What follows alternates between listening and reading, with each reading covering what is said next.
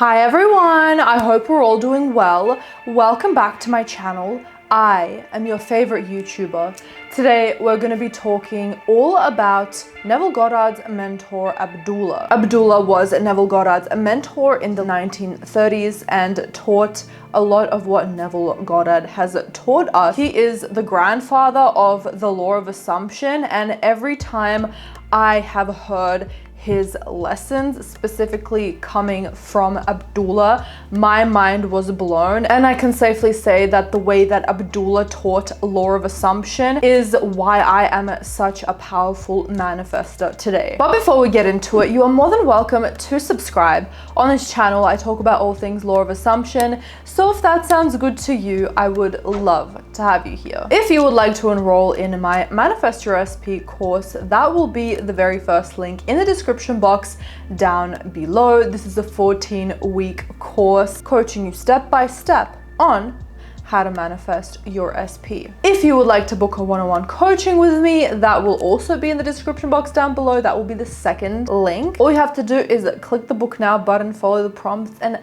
bam, I'm yours. And if you would like to join collective coaching, where you can ask me any questions and they will be featured in the upcoming members only video, you can also click the third link in the description box down below or click the join now button. If members only is not available in your country, you can click the Patreon link down below as well. It is the exact same program.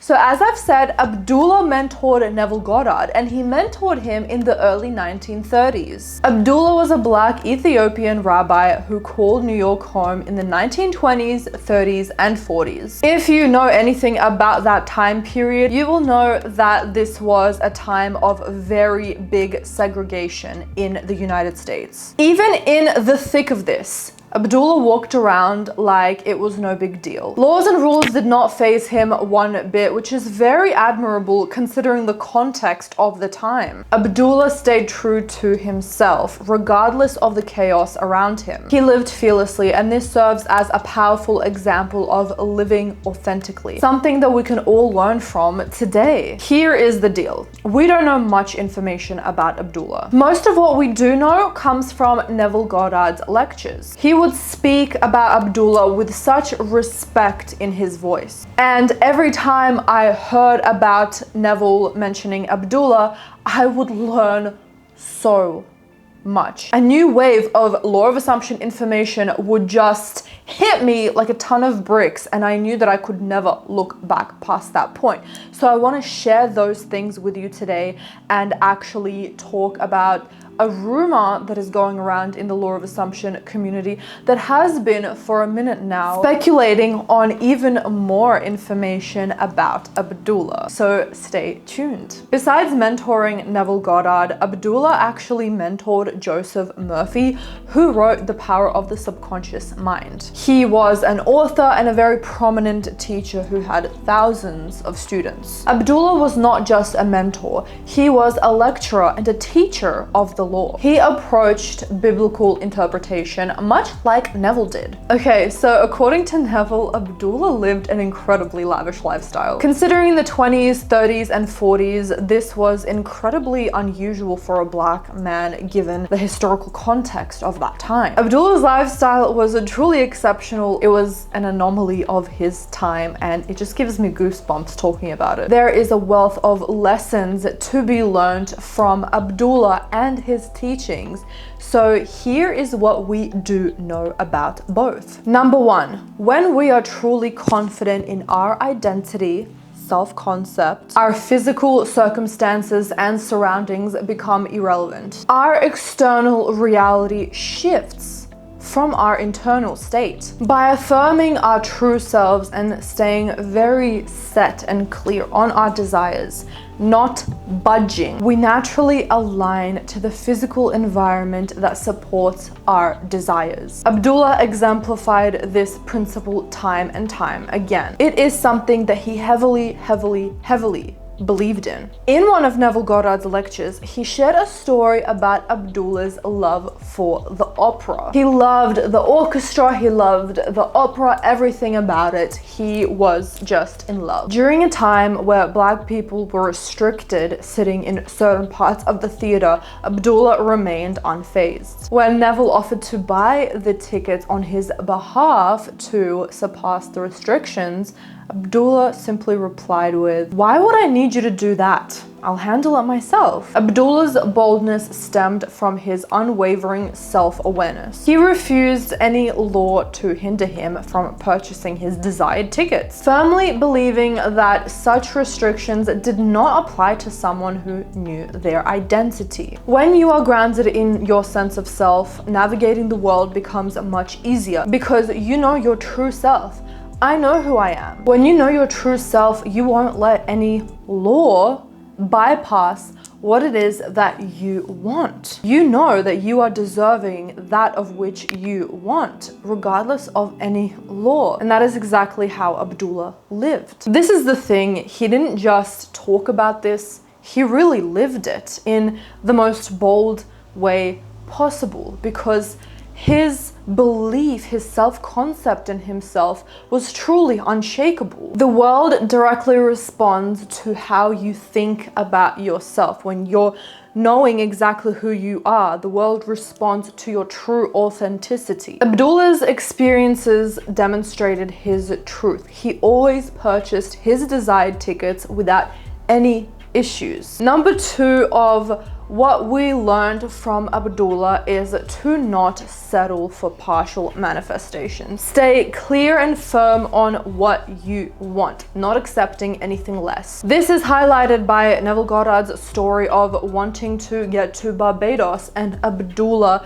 making him not settle for third-class tickets. Always aim for exactly what it is that you want. First, be specific in what you want. Ask yourself, if anything in this world was possible, what would I want? And then not settling for anything less than that until you get exactly what it is that you have wanted, what you have set for yourself in step number 1. For example, if we are manifesting 1 million subscribers, we are not settling for 600,000 subscribers. We are fucking not stopping until we see those 1 million subscribers. That's it. If you are in no contact with your SP and you are manifesting a full-on exclusive committed relationship with them, and then you manifest a text, we are not settling on that text. We are manifesting, staying in the state until we get that committed exclusive relationship. This is highlighted in Neville Goddard's story of wanting to visit Barbados when he was in New York. Neville permanently resided in New York, but he was originally born in Barbados, and he wanted to visit his family after years and years and years of not seeing them. The catch is that Neville Goddard, who was living in the Depression, and he was a dancer, so no one was paying him and he had 0 money. So Abdullah, being his mentor, Neville came to him and said, "Hey, I want to visit my family in Barbados, but the only problem is I'm broke." Abdullah's response shocked Neville because Abdullah replied with, "You're already in Barbados and you went first class." Neville was totally confused and Abdullah kept insisting, "You are in Barbados and you went first class. You are in Barbados and you went first class. You are in Barbados and you went first class." Neville eventually managed to get a ticket and he was so happy. He came back to Abdullah and said, "Abe, I'm so excited, I got the ticket." But Neville managed to only manifest going to Barbados in third class. Again, Abdullah's reaction was not what he expected. Instead of being happy, Abdullah simply said, "Who said you went in third class? You're in Barbados and you got there in first class." He slammed the door on Neville and that was the end of the discussion. Neville kept coming to him and saying, "But Abe, how am I going to get first class tickets?" Abdullah, Neville called him Abe, kept on slamming the door on him each time he would come over to ask such silly questions. This not only has a direct physical meaning, but a metaphorical one. That means completely shut down any questions that you may have on how am I going to get this manifestation? When is this going to happen? All of those questions. Door slam represents you've set what it is that you want. You're manifesting, manifesting, manifesting until it comes about. No other questions are required. Neville Goddard ended up getting first class the day of the journey. The lesson is to never settle for less and never ask yourself, how is it going to happen? Keep shutting down your human mind that wants to logically understand how this is gonna go about, because it doesn't have to make sense. It's not your job to figure it out. The lesson here, never settle for less. It is tempting to settle for partial manifestations, but when we double down and keep going, we will get everything that we want. Just don't stop while you see some results. Get your whole shit. You believe in the law of assumption, right? So don't just grab anything that comes your way. You are a powerful manifester and you can get exactly what it is that you want. Always go for the full deal. Neville's journey teaches us to think and live at the highest level, just like he did when he was getting to Barbados. He was going in first class, symbolic of the belief that his reality reflects his own mind. First class status. I have a first class mind and I'm living a first class life, period. This is exactly what Abdullah not only preached but lived, as shown in the previous example. Continuing on, Abdullah embodied that first class consciousness everywhere he went. Neville observed that many people sought after Abraham's wisdom from many professions, from doctors to lawyers to everything in between. Anyone who met him felt privileged to be welcome in his home and be guided by him. This reflects Abdullah's self-image of living at the highest standard. As shown in the earlier story, Abdullah refused for Neville to settle for anything other than first class. You should think the same. I briefly touched on this before, but number 4, Abdullah taught us the importance of shutting the door. In the story of Neville wanting to go to Barbados and him wanting to grasp the concept of how he is in Barbados when he's nowhere close to Barbados, he's actually in New York. And while Abdullah kept insisting, you are already in Barbados, you're already in Barbados, and Neville Goddard, being new to these concepts, did not understand and kept asking questions, Abdullah simply slammed the door on him. Whenever Neville came over again and asked him, how will I get there? Door slam. When will it happen? Door slam. Even when Neville returned to him with a partial manifestation of manifesting going to Barbados, what he wanted, Abdullah shut the door on him. He shut the door on him because he's meant to have a high self-concept. He's meant to set a higher standard for himself, and he is meant to travel to Barbados in first class. There's no doubt about it. There's no other questions. Door slam. This act of slamming the door symbolizes shutting down the logical mind's need for answers. We as humans, we're logical. We need logical explanations to things. How will I achieve this? When will it happen? The mind absolutely craves this. Abdullah's door slam technique absolutely snaps us out of this way of thinking. It reminds us that dwelling on the hows and whens only drags us back to this physical 3D reality.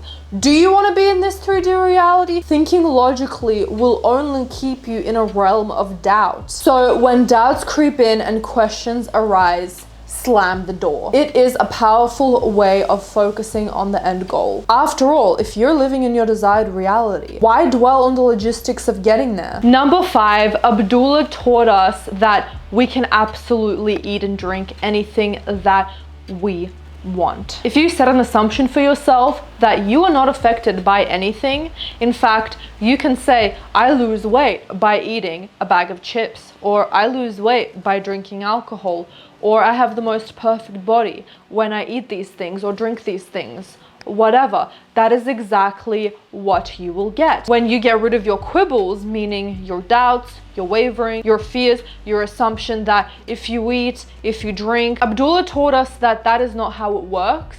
And we can indeed eat anything and drink anything as long as we set that assumption for ourselves. And going even further, this can be said for any walk of life. For example, if you change your assumption from I must work hard to earn a lot of money to I can literally get paid to exist, that is the reality that you will experience. So yes, Abdullah was talking about eating and drinking, but you can literally transfer this to absolutely any aspect of your life. Or if you are thinking that there is a means to an end for something, for example, I must get a degree to get a good stable job. Change your assumptions, don't have quibbles over it, and you will experience that reality. So I want to read this Neville Goddard lecture out loud because I think it's very powerful. I came back from Barbados, and because I wasn't drinking, I bought Abe 2 lovely old bottles of brandy, the best that we have on the island. 2 lovely bottles and some rum. So I gave him my father's rum,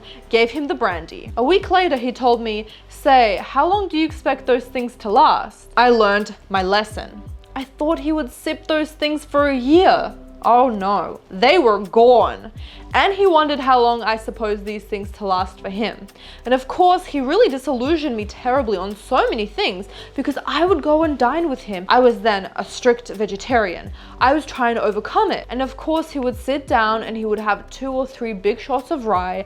I mean, big shots of rye. And then he would wash down his meal with a lot of porter, or it wasn't beer, it was ale. And then he would at the end, like Churchill, eat a huge big bowl of ice cream. I said, "Abe, how can you do that?" "Oh," he said, "you couldn't do it. It would poison you because you have quibbles. But you know that God made everything.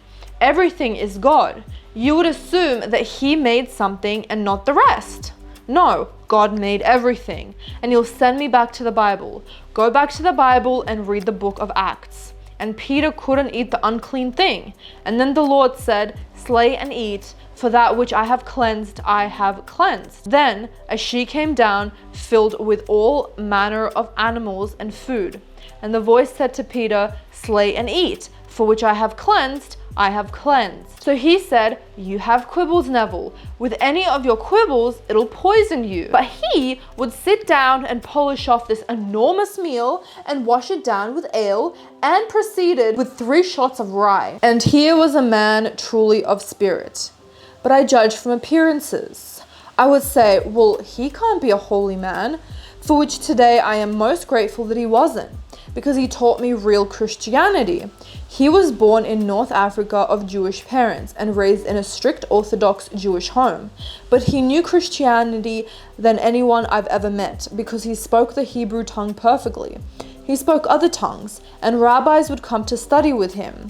And he and I would discuss day in and day out for over 5 years, teaching me all that he could teach that I could observe concerning the Kabbalah, the great mystery of how this thing is put together in these simple little letters of Hebrew. And then he said this in another lecture. He said to me in 1933, I met him in 1929, and he did everything. He ate everything. He drank everything. He didn't smoke only because he didn't enjoy it, but he did everything. An old man. He was then in his late 80s when I met him, which is crazy considering that it's hypothesized that he died at about 110 years old. All of this has been heavily researched, by the way, and I will link you the Reddit post that absolutely blew my mind. The research that was done about Abdullah concerning where he even lived is mind-blowing to me. So if you want even more personal information, there is more in this post. Number 6, in a lecture by Neville Goddard in 1964 called The Supreme Ideal, he had something to say about Abdullah. He included his quote, and this is a very powerful quote. As my old friend Abdullah used to say, and this was his statement, "I willed it so to be. I still will it so to be. And I will it so to be until that which I have willed is perfectly expressed." That was his quote. Meaning you must persist until the perfect vision of your mind is literally reflected into your reality. Perfect meaning it doesn't have to be vivid, but perfect in the sense that you said specifically you want to be married to your SP by this time, and you want princess treatment, and you want him to be ambitious, and you want him to buy a house. Whatever it is, no matter how specific it gets, no matter what it is that you want, will it into being, will it into being, will it into being until you see it in your reality. I haven't forgotten what I willed, said he. I willed it so to be. I still will it so to be. I will continue to will it so to be until what I have willed is perfectly expressed.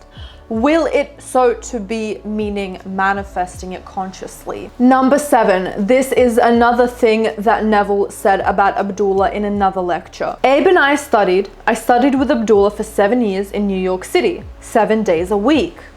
We were inseparable. Abe was an old man when I met him.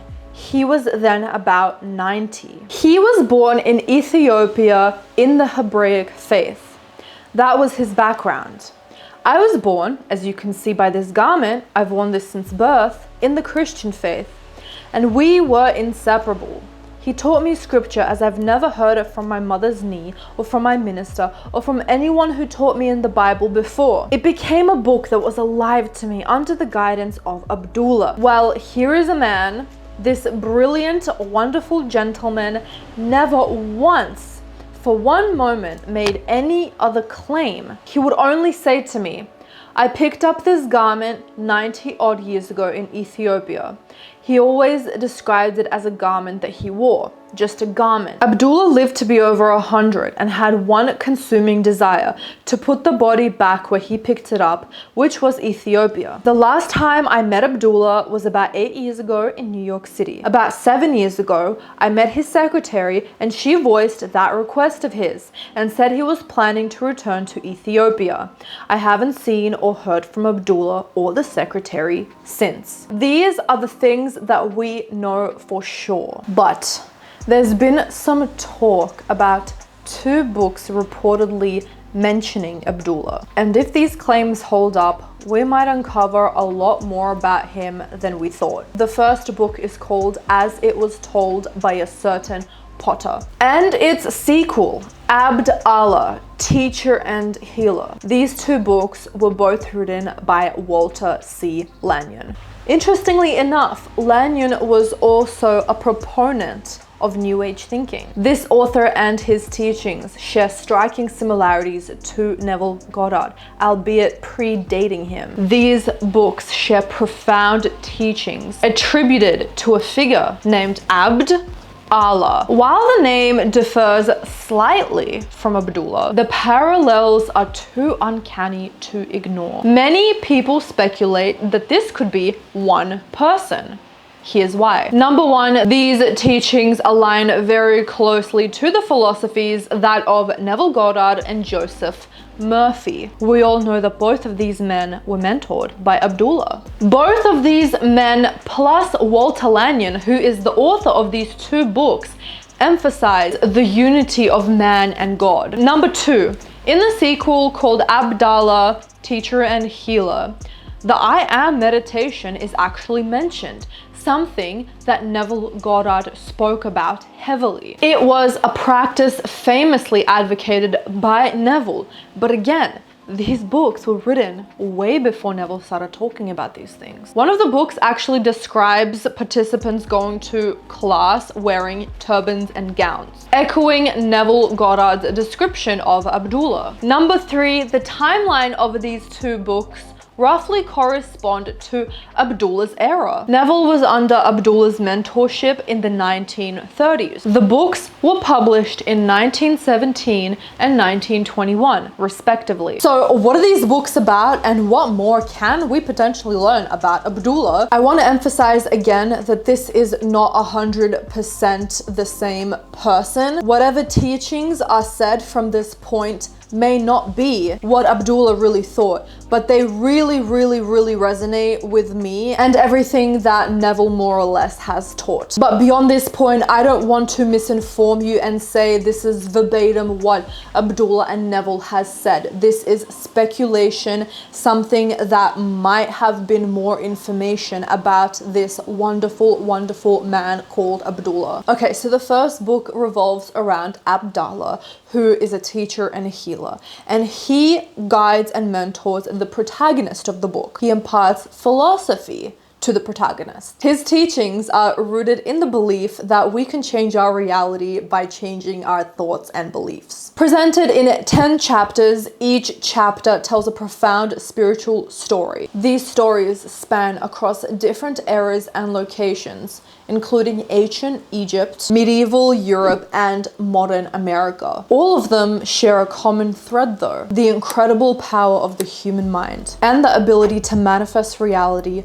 through the power of imagination. Using the metaphor of the potter and clay, the book illustrates how God molds us to his will and how we cooperate by aligning our thoughts to his plan. This is to say our desires were given to us by God. The reason why we are desiring these things is because we're already acting out what God told us that we should have and we should deserve. So anything that we desire is willed by God. It teaches us that we are co-creators with God, and this is something that I personally believe, capable of manifesting our desires and overcoming challenges through the use of imagination and faith. All of these teachings are very synonymous to Neville Goddard and his ways of thinking. So the book emphasizes that our imagination is synonymous with that of God, and that we can craft our reality by embodying the state of the wish fulfilled. Both Neville and Walter stress the significance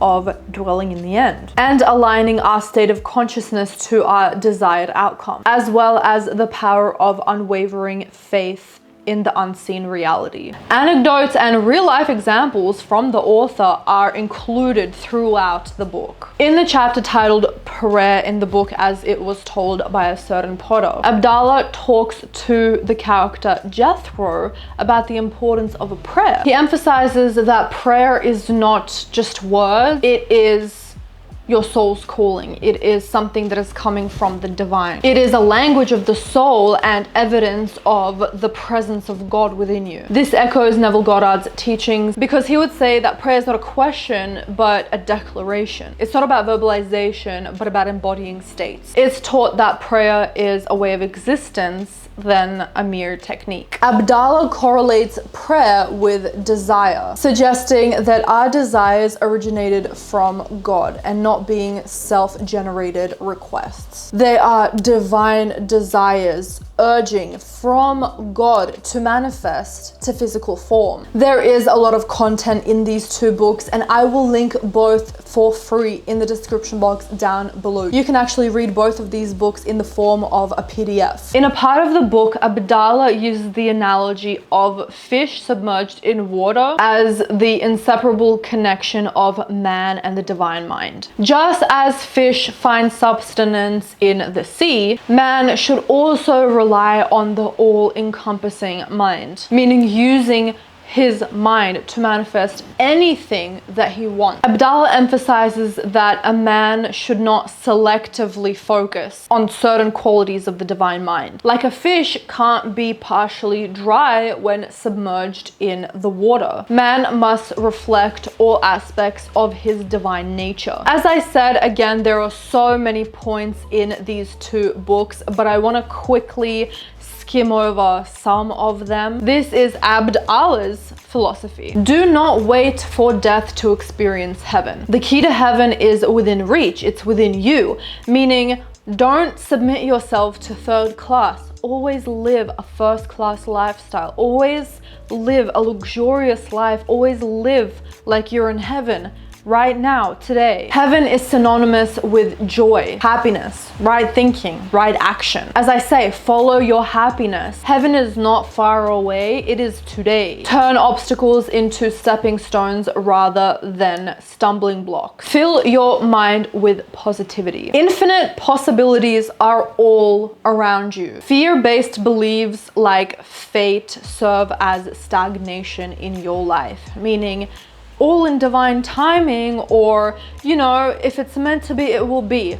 No, we are in control of everything. Failure only means to let go of your grip, meaning to give up. For the people who are right in their mind, for the people who have right thinking, there's no such thing as failure, because they will keep going. They will turn everything to their benefit. Every day offers a fresh start. It doesn't matter what happened today. If you had a bad day, you always can start the next morning. Happiness is a permanent state for those with the right thinking. Infuse your thoughts with joy and you will always be happy. Guard your thoughts with goodness and keep out any evil or fear. Evil breeds sickness, sin, and death. Right thinking corrects this imbalance. Meaning, if you are focusing on what makes you happy, what gives you joy, if you focus on the positives, everything negative begins to dissolve in your life. Circumstances do not matter. When you think right, no harm will befall you. You did not choose to be here. God placed you on this planet, so He will provide for you. Just like you say to your parents, hey, I didn't choose to be born. You gave birth to me. That is their responsibility to provide for you. Is just the same as God putting you on this planet, so He will always provide for you no matter what. Keep the faith in Him and yourself, because you are one in the same with God. Have faith the size of a mustard seed and watch how everything goes in your favor. You can literally have the smallest bit of faith and that will move mountains for you. Doubts flood away with enough positive thought. Think positively. Think in the way that you want your life to be, and the doubts and the wavering will go away. Rejoice and be glad right now. Happiness is here and now, because all things are possible now. You must always start with self. This, I believe, was his #1 teaching. It all starts with self. When we have a perfect concept of anything, it's easy to reproduce it. Remove the cloud of thinking or any limiting beliefs or doubts, and your thing will come to you. There was a passage where Abdullah was painting a vase. While he's painting this vase, Jethro, the protagonist, comments on his skill. What a glorious vase, and how perfectly you're getting the sky and the almond tree next to it. When I look at it, one becomes the other. And Abdullah replied with, as it should be. Meaning that your clear image of what you want should come into reality. That is how it should be. It's supposed to be as it should be. Your clear thinking will reproduce the results into your reality. Your vision of what it is that you want will automatically reflect into reality as clear as day. That is the way it should be. It is natural. So that is all that we know and potentially know about Abdullah. I trust that this video gave you the guidance that you needed. Don't forget to give this video a thumbs up because I know you loved it. I hope you have an amazing day and I'll see you in the next video. Bye everyone.